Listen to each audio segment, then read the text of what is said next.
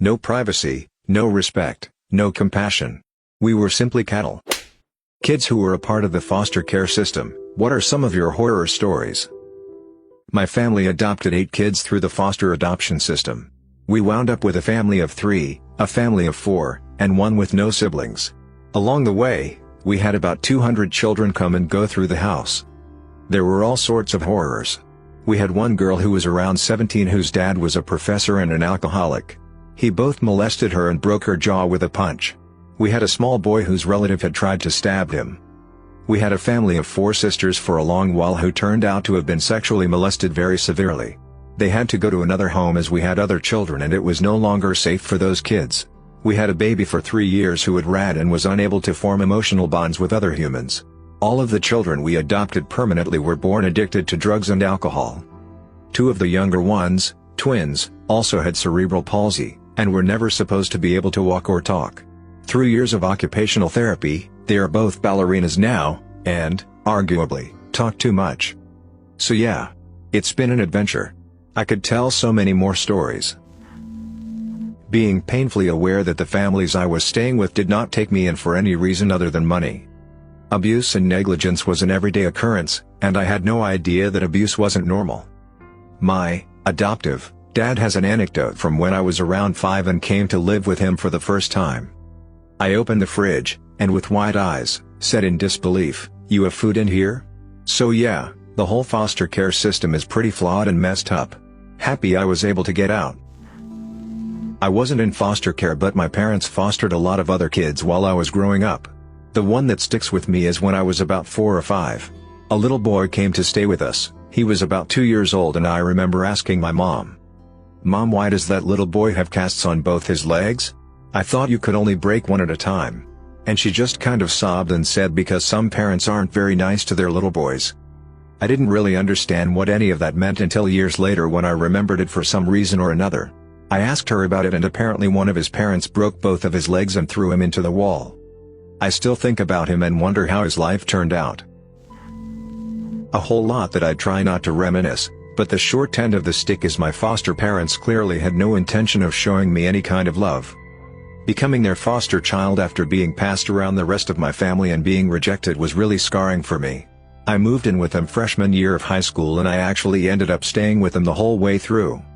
The only reason I chose to stay is because if I left for another foster house, I wouldn't be able to go to the same school, and while there were few, I made some really good friends I wasn't willing to give up, so I decided to put up with the neglect. In hindsight I suppose I became stronger over the experience, but it always scares me thinking of ever talking to my family again or even having a girlfriend because I'm afraid that I'll treat them poorly like my family did me. The only foster home I actually have memories of was amazing. I went to live with my mama, her name, at 10 months old. She was so kind and just had this aura around her that felt like home.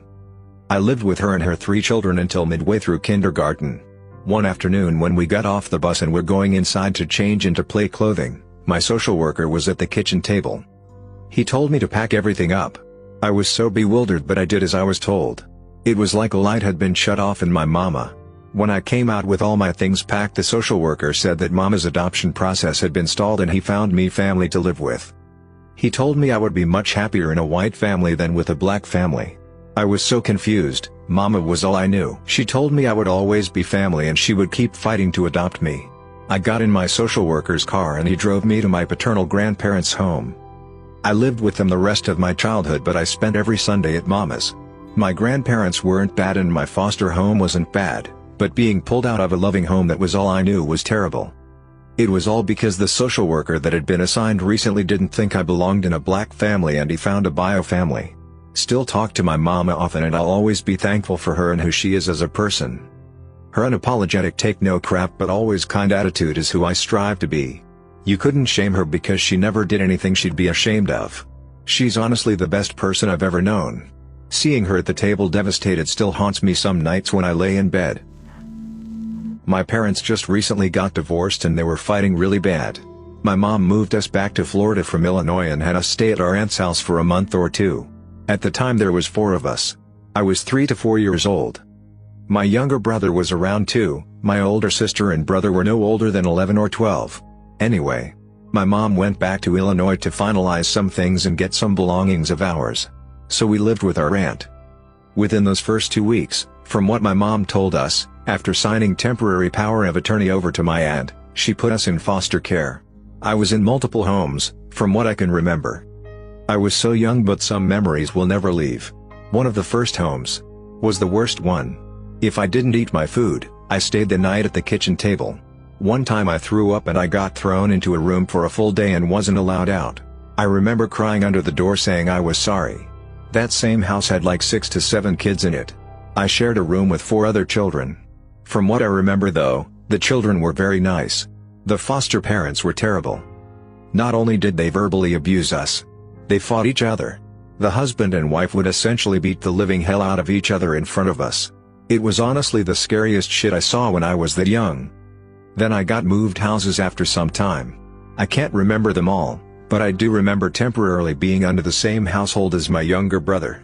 We had a very nice woman and her older son? Maybe husband? They were so nice. We called her Mrs. Kim. She bought us so many toys, took us to the park all the time. She was an angel. I remember her face still to this day. I hope she's doing well. Almost failing my classes in high school because 10 teen girls in a 3-bedroom house with 2 staff members and 1 van meant getting home from everybody's drug test appointments and grocery shopping and crap 8 at night. And nobody was allowed to be in their rooms until bedtime, so no homework got done until 10 p.m. under my sheets with a flashlight. Only ever got half my work done and started getting into trouble for falling asleep in class. Bullied for being the only girl in the house who didn't drink and get high at every possible opportunity. New staff every month or so because the pay was bad, so never had anyone to talk to. Verbally and emotionally abused by the power-tripping bitch who owned the place and collected checks for every girl who stayed there. Got beat up for reading. Had to watch Grease and Legally Blonde on repeat every night because those were the only 2 movies we had. No privacy, no respect, no compassion. We were simply cattle. Sorry this is very long, I've never gotten the chance to tell this whole story. This subject makes people around me uncomfortable when I talk about it. I am 22. Growing up I lived in a very small county. My high school only had less than 500 kids total. Everyone knew everyone. I got taken into foster care when I was 16, because my mom had smacked me and then called the cops on me while she was high on meth. She was arrested that night. It was a school night. I woke up around midnight to someone yelling my name and pounding on my bedroom door. When I opened the door there was a social worker and 2 police officers standing in my hallway. They told me to grab my school stuff and some clothes and come with them. I cried and said goodbye to my pug. I was in foster care for a few years when I was younger and I knew I wasn't coming home again. The social worker took me to the social services building and put me in one of the visit rooms. You know, the rooms with the double-sided mirror and all the toys where they let foster kids visit their biological parents? I sat alone in that room and cried until around 7 in the morning. The social worker took me to a bathroom to change out of my pajamas and into school clothes. Then she took me straight to school. No sleep, no shower. She said she would pick me up after school. I got to school way early and sat and cried and waited for any of my friends to show up. On the first day I only told 2 or 3 people what had happened. I told a best friend and my older sister who no longer lived at home. I don't remember a lot of what happened at school that day. I just remember crying a lot and my teachers and the other students asking me what was wrong. I was too ashamed to tell anyone else. After school the social worker picked me up and brought me back to social services where my new foster family was waiting in the parking lot. I recognized one of the teenage girls from school. She was a year younger than me and though I had never spoken to her she always seemed like a brat. She was one of the biological daughters. The family also had a biological son who was a year older than me, a 1-year-old daughter, and 3 older daughters who no longer lived at home. There were 2 other teenaged foster girls in the home who didn't go to my school.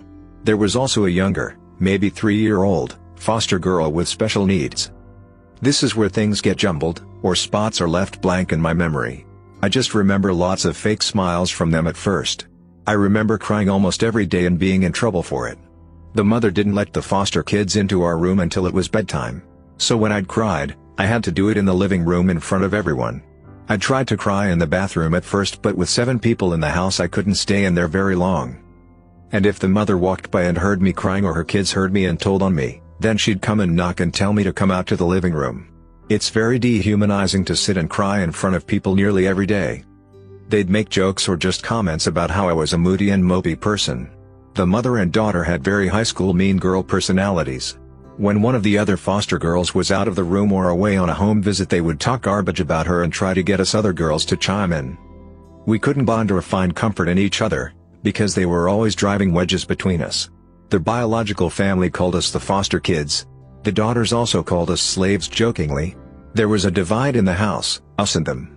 We were treated inferior in every way. I don't remember a lot of specifics and I didn't want to go into examples of how they treated us. My mind has done a good job of erasing a lot of it. And that wasn't my main point of commenting, I haven't gotten to that yet. But I think it is important to get across that these people were just evil. They only did it for money and spoiled their children while denying us basic needs. The father was verbally sexual towards us. The son got into a toxic relationship with one of the girls. The mother and her daughters were horribly emotionally abusive. We weren't allowed any privacy or alone time. The special needs girl that I mentioned earlier slept in a playpen in the living room downstairs by herself, because she cried too much. She spent most of her time in there alone, because she was a bad kid. Anyway, I wanted to comment in the first place to share how ashamed I was to be a foster kid. I eventually had to tell my teachers because I couldn't stop crying at school. I kept getting sent outside or to the office. After a few weeks, I'm sure everyone at school knew what had happened. I cannot explain how damaging it was to me personally to see the way people look at you when you're in a situation like that. My teachers, my friends, kids at school that had never liked me, judges, social workers, counselors, my sister. Everyone. Everyone looked at me like I was a crippled dog. I developed a real fear of looking people directly in the eyes because I couldn't handle it. I was afraid for people to feel sorry for me. People started walking on eggshells around me or avoiding me completely because it made them feel bad to know what I was going through.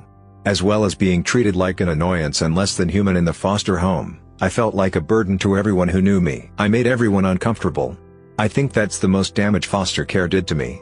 It took my humanity away from me. I felt like an outcast from my own life. At home I was one of the gross foster kids. At school, I was the girl who cries a lot and doesn't have a home or a family. At court I was the poor girl whose mother is a meth addict. At counseling I was the girl who had a traumatic childhood and is still suffering. I wasn't allowed to be myself anymore.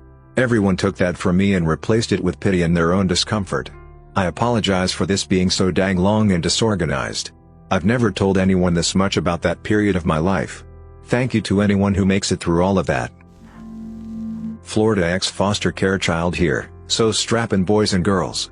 I'm not worried about any doxing. This was years ago and I don't even know if the place still exists, since I moved to the other side of the globe. There exists a company in Central Florida known as the Arnett House, which has a large compound in Ocala. Due to the lack of available foster homes and jails for kids, some genius decided it would be a great idea to house criminal children and foster children together, because they're all problem kids, right? You got in by either being taken into foster care and placed there, or you broke the law so many times that a Florida judge made you a resident at Arnett for rehabilitation. Or both. While I was stuck there, I saw all sorts of messed up things. Staff members were either great or horrible, nothing ever in between. Once a fight broke out where one of the criminal girls attacked my foster friend, and the staff just sat back for a couple minutes to watch before intervening. I ended up jumping in between them and throwing my arms out sort of like in a T-pose, until staff eventually pulled the criminal girl away. Yeah, I got the nickname Jesus. My long hair at the time probably had something to do with it too. When my younger brother was moved in, I found out he, 16, was flirting and making semi-sexual moves at a mentally handicapped resident girl, 13.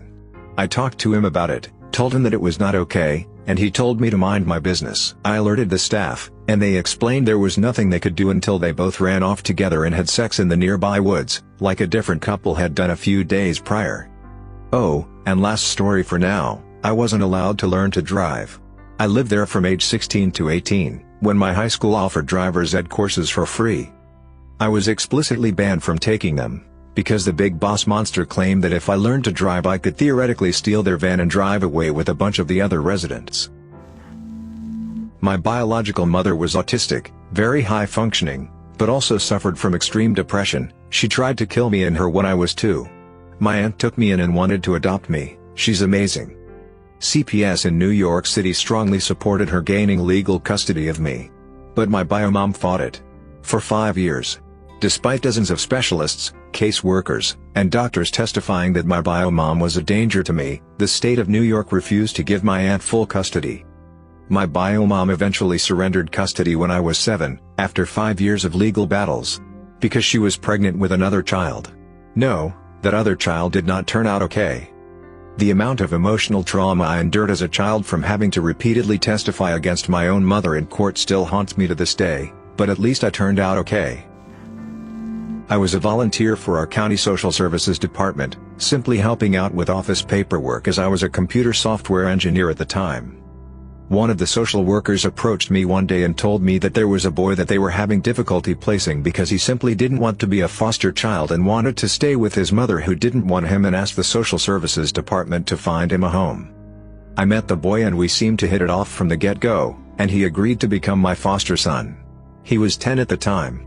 He was with me till he turned 16, at which time I adopted him with his mother's blessings. I put him through college and he got a great job earning quite a bit more than I was. He continued to stay with me till he got married.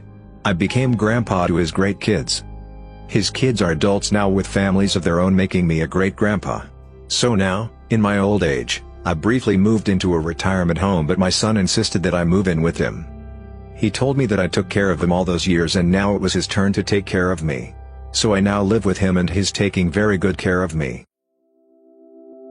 Thanks for listening to Radio TTS. Hit the subscribe button for more videos about things no one wants to talk about.